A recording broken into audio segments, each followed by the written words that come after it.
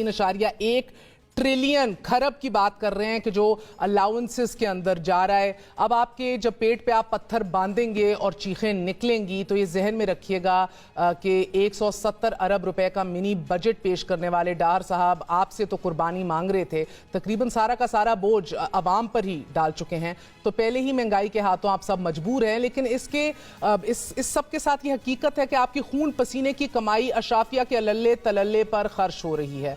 आज कौमी असेंबली में तकरीर करते हुए वजीर खजाना इसहाक डार ने कहा कि शहबाज शरीफ साहब जल्दी सादगी पॉलिसी का ऐलान करने जा रहे हैं। मौजूदा हुकूमत ने इक़्तिदार में आने के फकत 4 माह बाद नाजरीन सरकारी मुलाजिमीन की तनख्वाहों में एड हॉक अलाउंस की मद में 15% और बुनियादी तनख्वाह में 48% इजाफा कर दिया, जिसके बाद ग्रेड 17 के मुलाजिम की तनख्वाह 1,13,000 और ग्रेड 22 के सरकारी मुलाजिमीन की तनख्वाह 2.5 लाख तक पहुंच गई।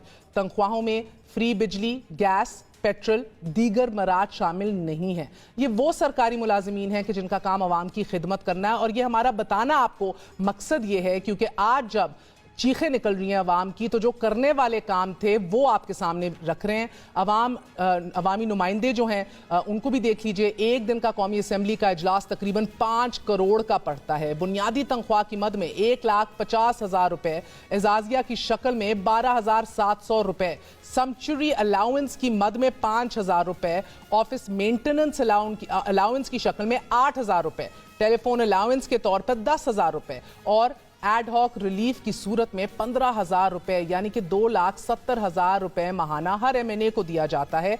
कन्वीनियंस अलाउंस देख लें तो इसके 2,000, डेली अलाउंस के 4,800 और हाउसिंग अलाउंस के 2,000, ये तीनों अलाउंस मिला के 8,800 रुपए यौमिया बनते हैं। फ्री ट्रैवल है, इसमें मुफ्त सफर की मद में 3 लाख रुपए के सफरी वाउचर्स हैं या 90,000 रुपए कैश भी हर साल इन्हें दे दिया जाता है। बिजनेस क्लास के 25 रिटर्न टिकट्स उनके हल्का इंतखाब से नजदीक तरीन एयरपोर्ट से इस्लामाबाद तक दिए जाते हैं, जबकि पार्लिमानी लॉजेस में रिहाइश, 1300 सीसी की गाड़ी, 300 लीटर का पेट्रोल, इन तमाम मराद के अलावा है। ये जहन में रखिए कि काटने वाली चीजें ये थी बिकॉज मेजॉरिटी ऐवान में वो लोग हैं जो ये सब कुछ अफोर्ड कर सकते हैं। ये लोग जब मेंबर नहीं रहते तो ग्रेड 22 के बराबर मेडिकल सहूलियात, शोहर एहलिया के लिए ताहयात ब्लू पासपोर्ट्स भी दे दिए जाते हैं कि अब दुनिया भर के आप सफर करें और वो भी किसी रोक रुकावट के बगैर। अब इस वक्त वफाकी काबीना का हुजम 83 अफराद पर मुश्तमिल है अल्हम्दुलिल्लाह, और कौमी असेंबली, सेनेट, चारों सूबों की असेंबलियों के मेंबरान की तादाद 1,000 से जायद है। डू द मैथ, खुद जमा तफरीक कर लीजिए।